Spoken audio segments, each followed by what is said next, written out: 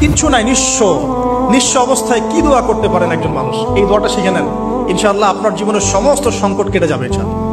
আমি নিজে ওই দোয়াটা বেশি বেশি করার চেষ্টা করি।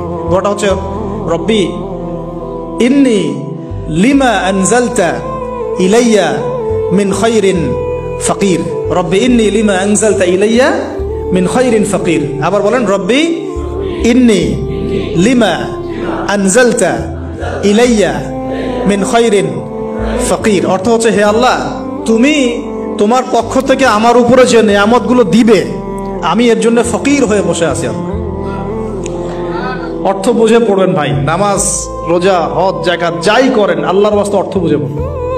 অর্থ বুঝে পড়লে আপনার ইবাদতের স্বাদ পাবেন, তৃপ্তি পাবেন, আল্লাহর সাথে কানেকশন হবে, আল্লাহর নূর পাবেন, মাআরিফত পাবেন, সত্য স্বপ্নও দেখবেন তখন ইনশাআল্লাহ। তখন শুয়ে শুয়ে সত্য স্বপ্ন দেখবেন ইনশাআল্লাহ। আল্লাহ পাক তৌফিক দান করবেন। এবার আল্লাহ পাকের সাহায্য নেমে আসলো। ওই দুই মেয়ের মধ্যে একজন হেঁটে হেঁটে চলে আসছে। এবার এই মেয়ের হাঁটা সম্পর্কেও কোরআন কথা বলেছে, সুবহানাল্লাহ। এই মেয়ে কিভাবে হেঁটে এসেছে, এই হাঁটার বর্ণনাও কোরআন দিয়েছে। কোরআন বলেছে এই মেয়ে হেঁটে আসছে লাজুক পায়ে। কি পায়ে? এখন আপনি এই পুরো ওয়ার্ল্ডের মেয়েদের হাঁটা দেখেন, লজ্জা আছে?